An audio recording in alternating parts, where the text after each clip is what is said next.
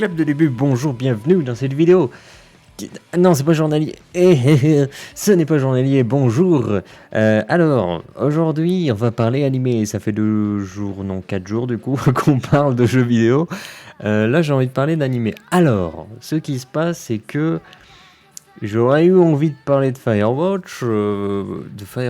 Mais pourquoi je parle de ce jeu? J'adore ce jeu, moi. De Fire Force. De l'animé Fire Force, mais je le ferai pas parce qu'en fait je me suis rendu compte que j'ai dit tout ce que j'avais à dire. Genre vraiment quoi. C'est-à-dire que j'ai regardé l'épisode, bah ouais, j'ai déjà tout dit en fait, et j'ai l'impression que ça va être ça jusqu'à la fin quoi. Il y a rien qui va changer, et du coup bah voilà, j'ai dit tout ce que j'avais à dire. Donc je pense pas reparler de Fire Force par exemple.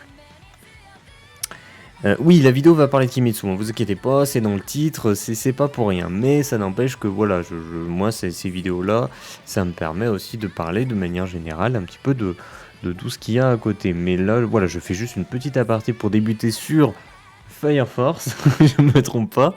C'est que voilà, en fait, si avis il y a besoin sur cet animé, j'ai envie de dire, je pense avoir tout dit dans la vidéo où je fais le procès un petit peu du shonen nouvelle formule. Donc voilà. Maintenant, c'est vrai qu'aujourd'hui, je discerne, on va dire, 2 types de production. C'est-à-dire, t'as l'œuvre et t'as le produit de divertissement. C'est ce que je veux dire. Fire Force, c'est un produit de divertissement. Kimetsu, c'est une œuvre.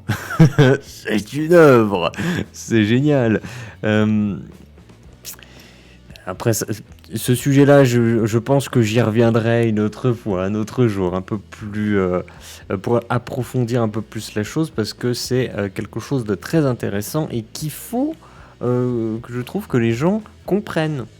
Je pense que ça libérerait vraiment beaucoup de personnes de comprendre ça. Vraiment, je le pense sincèrement. Donc peut-être qu'un jour, vraiment, je m'attarderai là-dessus. Donc je parle pas Fire Force parce que de toute façon, j'ai déjà tout dit. On va parler Kimetsu parce que j'en ai pas parlé depuis 2 épisodes. Alors j'ai des notes, mais je sais pas si je vais les utiliser parce que...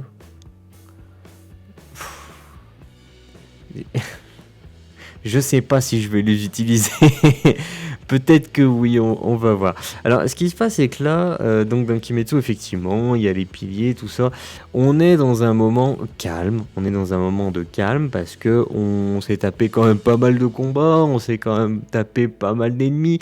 On s'est tapé un premier... Merde, comment ils les appellent, les démons, là, les numéros? Ah, mince. Damn. Bah, je me rappelle plus. Bref. Les démons avec des numéros, là. J'ai oublié le nom. Donc, on en a eu un. Il y a eu le combat. Il est mort. C'était vachement sympa. Il avait tout un background super intéressant. Le perso était cool. Ça remettait en avant le fait est que personne n'est tout blanc ou tout noir. Justement, on vient... ce dont je parle souvent, les personnages ne sont pas binaires. C'est ça qui est intéressant. Et ce qu'il y a de bien dans la formule shonen classique qu'on reprend avec Kimetsu, qui reprend avec brio d'ailleurs, c'est que les persos sont caricaturaux, mais cette caricature aide à avancer dans le récit de manière fluide. Et ça permet aussi d'avoir des plans iconiques, ce qui participe au fait que ce soit un bon divertissement tout en restant une œuvre parce qu'elle propose une réflexion sur des sujets. Kimetsu, il reste dans cette lignée-là, encore une fois. Et cette fois-ci, depuis le début, on avait la vision des démons et on comprenait qu'en fait, bah non, mais les démons... c'est peut-être eux qui sont le plus à plaindre dans la situation. Et là, cette fois-ci, on a le point de vue... Alors, on avait déjà un petit peu le point de vue des Demon Slayer, des chasseurs de démons, là, des machins colères. Mais, machin connard, oui. Donc on voyait que voilà, ils étaient très extrêmes dans leur façon de penser. En même temps, est-ce qu'on peut leur en vouloir? Que je veux dire, c'est des démons qui, pour survivre, doivent bouffer des humains. Bon voilà, quoi. On comprend leur extrémisme. Voilà. Mais là, cette fois-ci, on a les piliers. Et quelque part, enfin, moi je sais que personnellement je m'attendais, je me suis dit, oh les piliers ils doivent être quand même au fait de ces choses, ils doivent pas être dans un extrémisme, ils doivent être assez modérés. Alors, on sait qu'il y en a plusieurs, donc c'est qu'il va y en avoir qui vont être extrémistes, et on sait qu'il y en a d'autres qui vont être modérés, voilà, différents points de vue. Et en fait, il s'avère que la très grande majorité, si ce n'est la quasi-totalité des piliers, ils sont dans un extrémisme, mais fanatique, tu vois. Tu sens qu'ils vont poser plus de problèmes qu'autre chose, ceux-là. Et après, c'est pareil, on sait qu'on est dans Kimetsu, donc on sait que les personnages vont avoir vraiment un background, une histoire intéressante qui va amener des réflexions sur différents sujets. Donc, je sais que pour ma part, j'ai vraiment hâte d'en découvrir plus sur ces piliers, même si au premier abord, la quasi-totalité, comme je dis, ils sont insupportables. Voilà, enfin, même l'autre qui te poignarde Nezuko comme ça, toi t'es devant, tu te tiens à ton siège, tu dis mais je te défonce, toi. Donc, non mais Kimetsu, enfin vraiment, il réussit son taf de shonen, quoi. C'est-à-dire que putain, tu te sens vraiment embarqué dans cette histoire, et t'as envie vraiment de voir les personnages évoluer. Donc ouais, moi je veux la suite. Je veux la suite. C'est tout. Moi, ce que je propose, c'est qu'avant qu'on se quitte, c'est que je regarde un petit peu les notes, parce que j'ai pas pris de notes du dernier épisode. Parce que c'est vrai que bon, il se passe pas non plus 10 000 choses. Voilà, ils se retrouvent les trois là, ils sont en train d'être soignés. Voilà, c'est bon, les piliers vont pas exécuter Nezuko et compagnie, mais bon, c'est en même temps, on s'en doutait, c'était pas ce qu'il y avait d'intéressant en fait, c'était plus la manière dont la chose a été amenée. Tanjiro, je me souviens de son nom, qui est fidèle à lui-même, hein, ça c'est un plaisir, mais qui revient, non mais c'est bon, mais laissez-moi lui mettre des coups de boule quand même, je veux dire, enfin il l'a blessé quoi, c'est bon. Moi j'aime bien, le perso fonctionne bien. Bon, j'avais des petites notes de l'épisode 22 apparemment, j'avais mis comment vont-ils s'en sortir. C'est vrai que du coup on était là, bon bah comment ça va se passer, parce qu'on sait qu'ils vont s'en sortir mais on savait pas comment. Intéressant de voir les pourfendeurs plus violents, donc les piliers plus violents et irrationnels que les démons qu'ils chassent.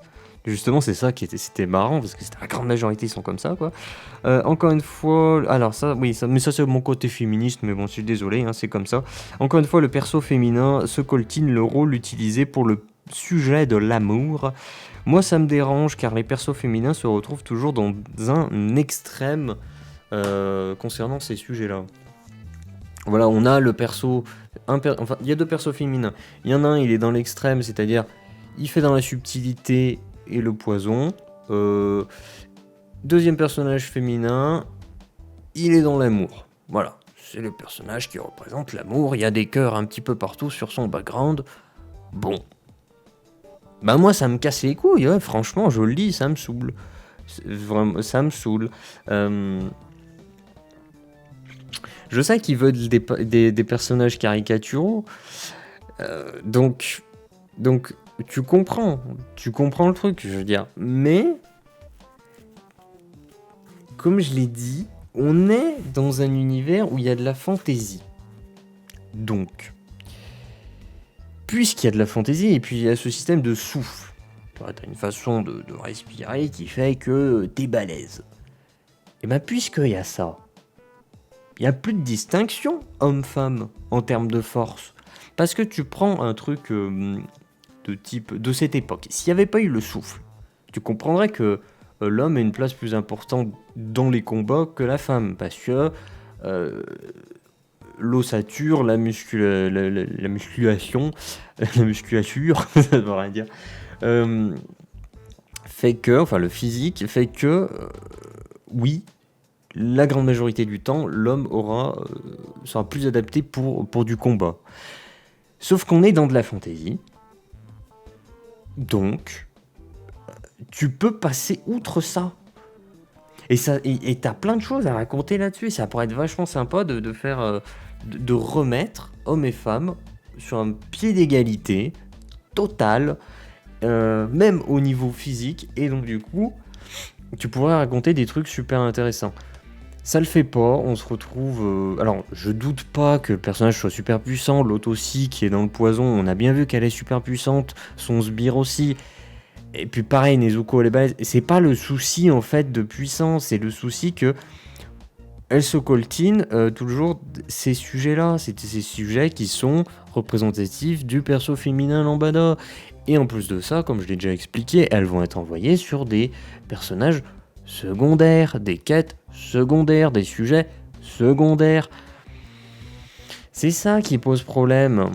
C'est ça. C'est pas le fait de représentation de puissance ou le fait qu'elle se retrouve dans de la caricature. Parce que même si elle se retrouve dans de la caricature, que en termes de puissance, elle a égalité aux autres, et qu'elles sont aussi sur un pied d'égalité dans la narration principale de l'histoire, ça poserait pas problème.